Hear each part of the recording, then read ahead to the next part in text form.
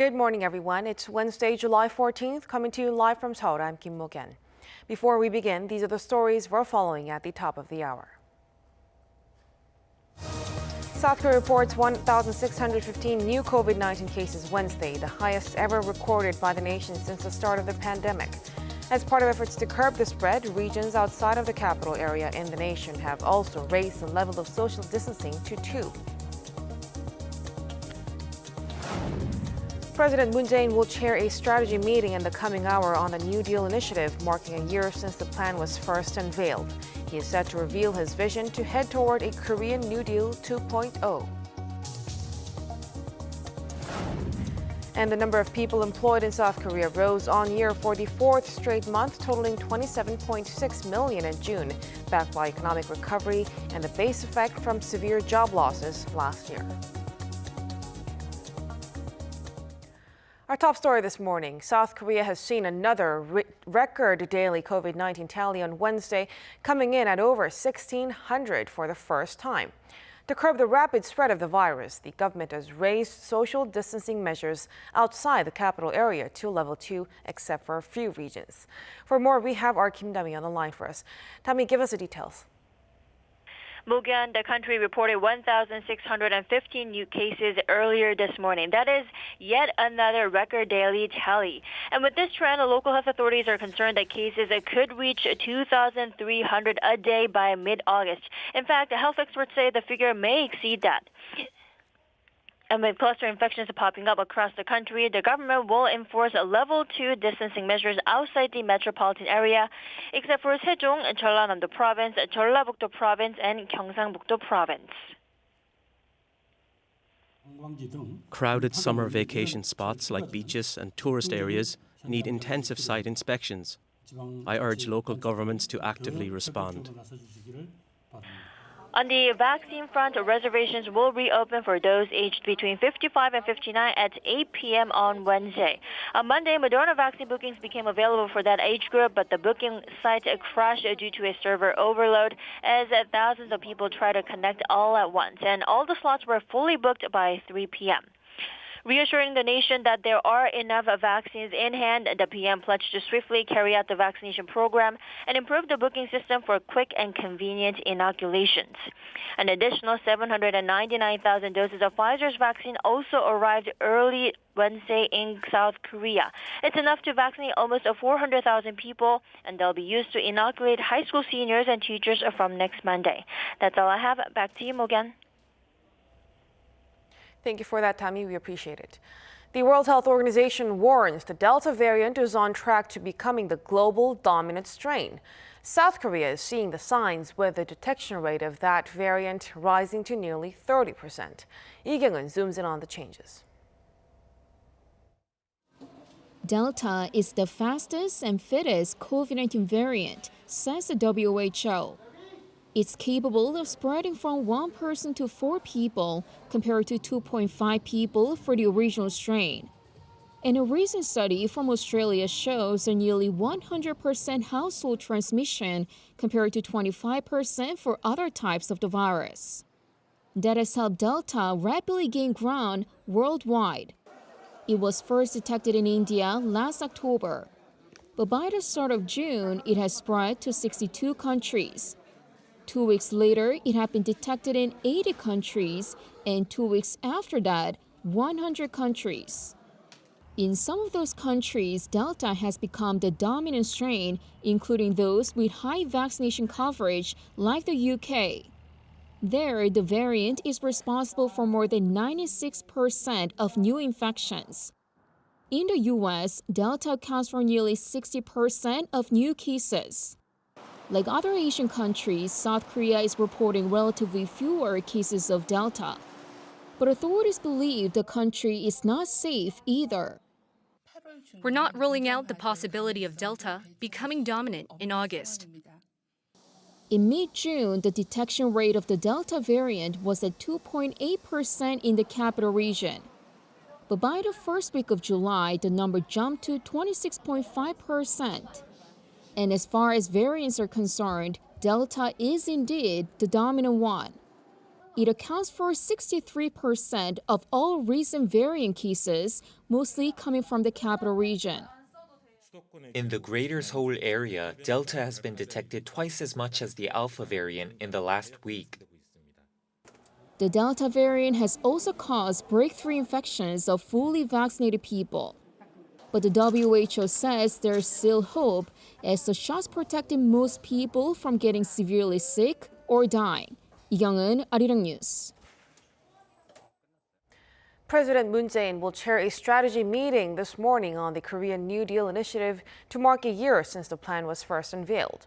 Under the theme, A Country That Makes the Future South Korea, President Moon will give a keynote speech on the vision going forward.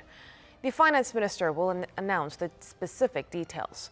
The initiative was launched in July 2020 to transform the country into a pace setter and to overcome COVID-19, embracing two main pillars, digital and green. It calls for investments of over $130 billion to create some 1.9 million jobs. The number of people in the meeting will be reduced in accordance with virus prevention measures. The number of people employed in South Korea rose on year for the fourth straight month in June, hinting that the job market is on track for recovery. Statistics Korea said Wednesday that the number of employed totaled 27.6 million in June, up 582,000 from a year earlier. The agency attributed the growth to improved economic activity and the base effect from severe job losses last year. Job additions in June saw a slower growth compared to the previous 2 months, when the number of working people increased by more than 600,000. Employment figures have been on the rise since March, following 12 consecutive months of on-year decline. Japan released its annual defense white paper Tuesday, in which it repeats the false claim that the South Korean island of Dokdo is Japanese territory. Responding quickly, the South Korean government summoned Japanese officials to lodge a strong complaint. Our foreign affairs correspondent Yoon Jung-min reports. South Korea has filed a strong complaint over Japan's repeated false territorial claims and called for an immediate retraction of such claims. This comes as Japan, in a cabinet meeting on Tuesday, unveiled its annual defense white paper, which for the 17th year in a row made false claims over South Korea's easternmost island of Dokdo. Seoul's foreign ministry pointed out that Japan has recently reinforced such claims. The Korean government expresses strong regrets that the Japanese government has been recently intensifying its unjust claims over Dokdo, including through the recent defense white paper. The ministry made clear that Dokdo belongs to South Korea historically, geographically, and by international law, and that it will sternly act against any provocations regarding the island. On Tuesday, South Korea's foreign ministry called in a senior diplomat from the Japanese embassy in Seoul, Hirohisa Soma, and filed a strong complaint. On the same day, Seoul's defense ministry summoned a military official from the Japanese embassy, Colonel Takashi Matsumoto, to protest against Japan's claims. The ministry expressed deep regrets and strongly called for an immediate correction over Tokyo unilaterally claiming that a South Korean warship directed fire control radar at a Japanese patrol aircraft in the East Sea in December 2018. In the paper, Japan claimed that South Korea is continuing its negative response when it comes to their relationship, citing heightened military tensions in the East Sea in 2018 and Seoul's defense drills on and around Dokdo. Tokyo strongly urged Seoul for what it calls proper response to resolve bilateral issues, citing their trilateral cooperation with the U.S. This comes ahead of the upcoming Tokyo Olympics this month, where South Korean President Moon Jae-in is likely to visit for talks with his Japanese counterpart. Yoon Jung-min, Arirang News. After days of will she or won't she, we now have confirmation that U.S. First Lady Jill Biden will attend the opening ceremony of the Tokyo Olympics. It will mark her first ever solo overseas visit since her husband took office in January. Lee Seung-jae reports. U.S. First Lady Jill Biden will head to Japan this month to lead the U.S. delegation for the Tokyo Olympics, but she will do so without her husband. The couple led the U.S. delegation for the 2010 Winter Olympics in Vancouver when Joe Biden was vice president during the Obama administration. The White House on Tuesday confirmed her visit, saying it will mark her first solo overseas trip since her husband took office in January. White House Press Secretary Jen Psaki said last month that President Biden would not attend the Olympics, but a delegation would be sent instead. It's rare for a sitting U.S. president to travel overseas to attend the Olympics. In 2008, then-President George W. Bush became the first U.S. president to attend an Olympics abroad when he visited China for the Beijing Olympics. No U.S. president has made a visit since.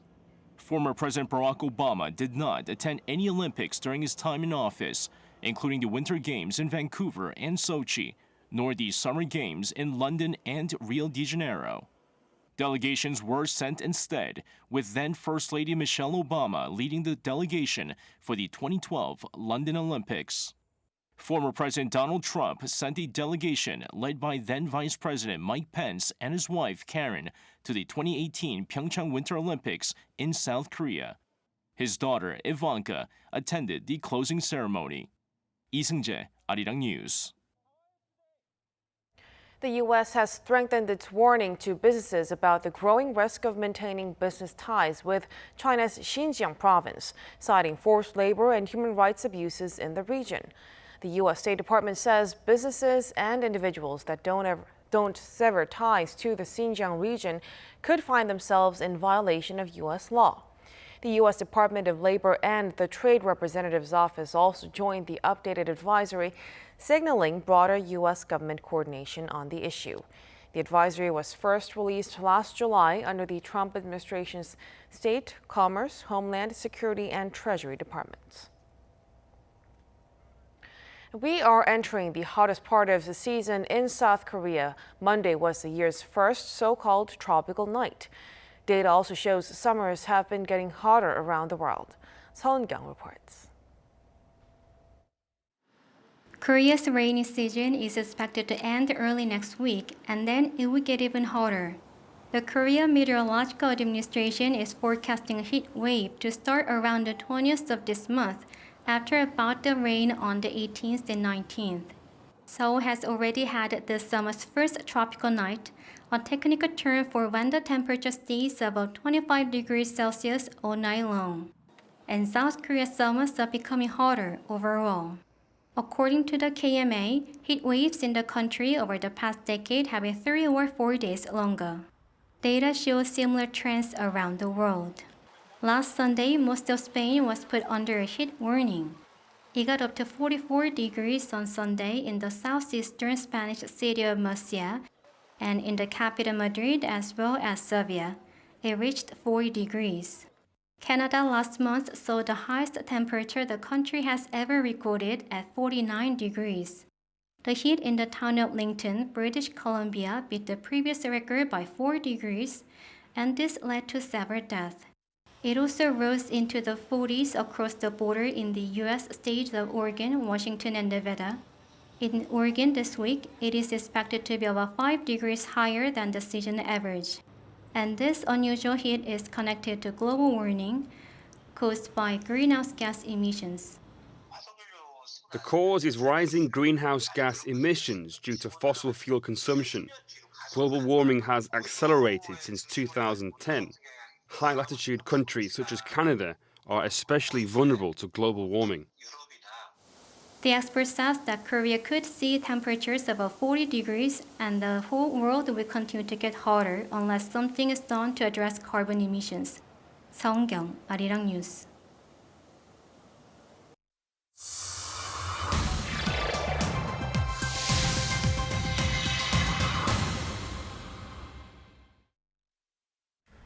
Welcome. It's time for The World Now, bringing you some of the most interesting news from around the globe. I'm Ji-young. Nowadays, most of us take pictures with our smartphones, but there was a time when Fujifilm was a must for many when capturing moments. Many of you might wonder what the company is doing now with the decline of traditional photography. Surprisingly, the company is now involved in various efforts to curb COVID-19. Fujifilm has been logging record profits after diversifying into a wide range of businesses like drugs and cosmetics, and its technology is used to make the antigen for the COVID-19 Novavax vaccine. People on the outside may even wonder what Fujifilm is doing with all these businesses, but from the inside view, they are actually connected in many ways in basic technology. Since Japan is totally reliant on imported vaccines, there's potential for a number of Japanese companies, including Fujifilm, to work on vaccines. But critics are saying that due to the country's bureaucratic regulations and lack of funding, plans to develop a domestic vaccine have withered. It's raining fish. What may look like flying fish confetti dropping out of a plane is something that happens several times a year over Utah's mountainous lakes near Bicknell. As part of the state's effort to repopulate its lakes with marine life, thousands of fish were released last week from a plane. The plane can release up to 35,000 young fish or fingerlings in a single aerial drop. The Utah Division of Wildlife Resources said a slow fall from high altitude increases their survival rate. Since the 1950s, Utah has been utilizing aerial fish stocking, which has helped repopulate over 200 remote lakes in the state. It's not just humans that enjoy swimming in cool water pools on a hot sunny day. As the mercury rises above 30 in Moscow, zookeepers have set up special pools for residents of the city's zoos. A panda is getting relief from the hot temperatures, splashing in a pool, playing with a ball just like us, but with a thicker coat. A polar bear is also using help to beat the heat by enjoying a swim in the zoo pool. Moscow's daytime temperature is expected to reach up to 35 degrees Celsius in the coming days, breaking previous record highs.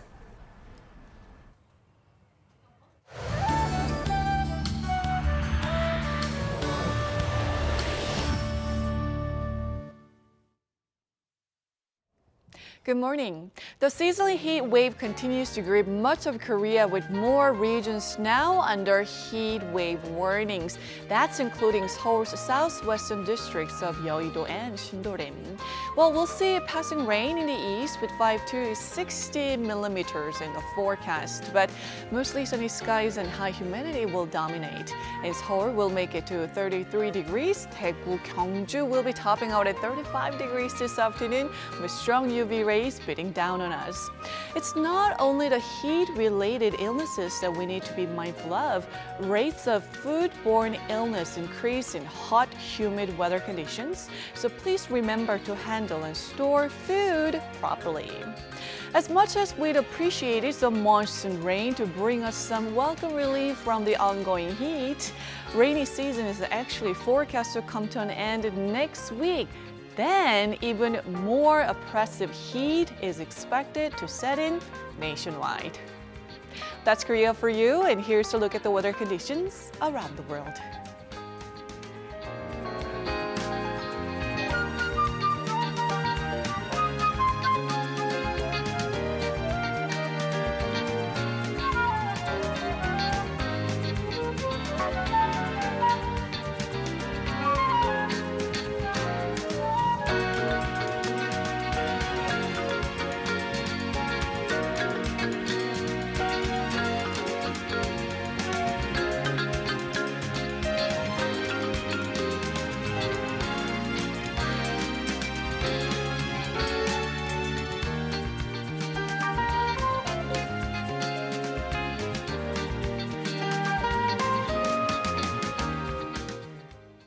That will do it for us at this hour on Arirang News. We'll be back at noon Korea time, so stay tuned.